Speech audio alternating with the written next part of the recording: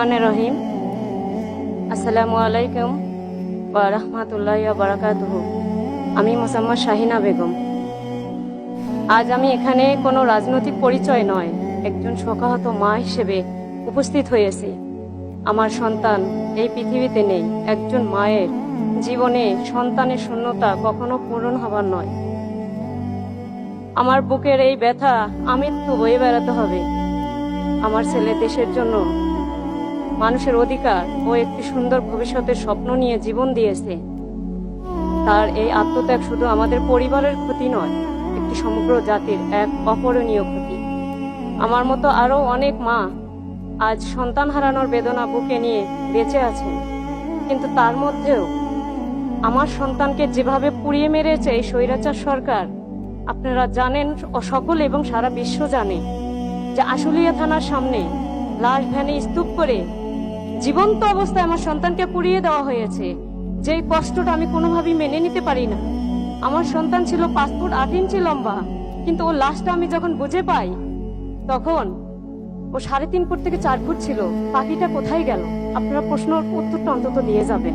এখানে মহামান্য রাষ্ট্রপতি আছেন, আমি এর উত্তর চাই। আর বিশেষ করে আক্তার ডকুমেন্টারির জন্য যে প্রতিবাদ এখানে করলো, আমি তো নিজের চোখে দেখলাম। হয়তোবা সে আন্দোলনকারী, এরকম বহু আন্দোলনকারী বাংলাদেশে আছে, কিন্তু আক্তার হয়তো নিজের চোখে দেখেছে বিধায় সে প্রতিবাদটা করতে পারলো। কিন্তু আমার সন্তানকে যেভাবে মেরেছে, যদি আল্লাহ তাআলা হুকুম দিত না যে কবর থেকে উঠে এসে ওকে কিভাবে মারা হয়েছে, সেটা সে আজকে বলে যাইত।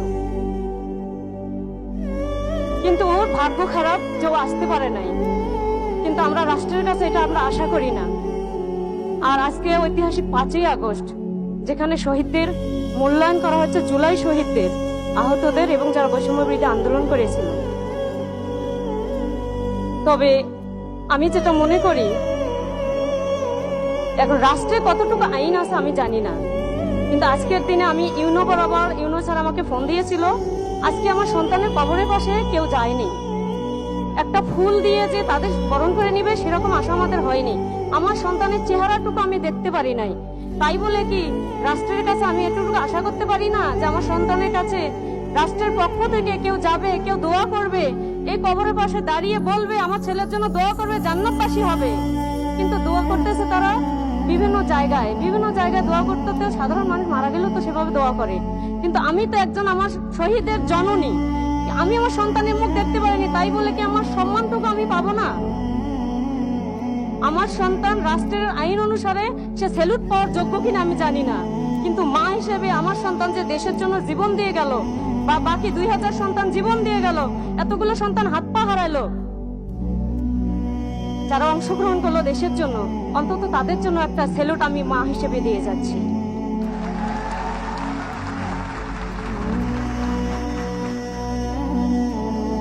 সেই সাথে আমি আরো কিছু কথা বলে যেতে চাই যে জুলাই আন্দোলনের সকল শহীদের যথাযথ রাষ্ট্রীয় মর্যাদা, সম্মান, স্বীকৃতি নিশ্চিত করবেন। দ্বিতীয়ত, যারা এই হত্যাকাণ্ডের জন্য দায়ী তাদের সুষ্ঠু, নিরপেক্ষ ও দ্রুত বিচার নিশ্চিত করবেন, যাতে ভবিষ্যতে আর কোনো মাকে এভাবে সন্তান হারাতে না হয়। সেই সাথে জুলাই সনদ বাস্তবায়ন করবেন আমার সন্তানদের স্বীকৃতির জন্য। সেই সাথে আমি বলবো আহত এবং শহীদ পরিবারের যারা কর্মক্ষমতা লোক একমাত্র ছিল, তাদের আজ অসহায় অবস্থা, তাদের খোঁজ খবর নেবেন, হয়তো তার পুনর্বাসিত করবেন। আমাদের সন্তানদের আত্মত্যাগের ইতিহাস দেশ ও বিশ্বের সামনে যথাযথভাবে তুলে ধরার উদ্যোগ গ্রহণ করবেন, যাতে আগামী প্রজন্ম তাদের ত্যাগের কথা গর্বের সঙ্গে স্মরণ করতে পারে। আমরা এমন একটি বাংলাদেশ চাই যেখানে গুম, খুন, দুর্নীতি, ধর্ষণ, শিশু, নারী ও নির্যাতনের কোনো স্থান থাকবে না, যেখানে আইনের শাসন প্রতিষ্ঠিত হবে, ন্যায় বিচার হবে এবং সবাই নিরাপদ, শান্তিপূর্ণ বসবাস করতে পারবে। আমাদের সন্তানদের স্বপ্ন ছিল একটি বৈষম্যহীন, ন্যায়ভিত্তিক ও মানবিক বাংলাদেশ। সেই স্বপ্ন বাস্তবায়নই তাদের আত্মত্যাগের প্রতি প্রকৃত সম্মান।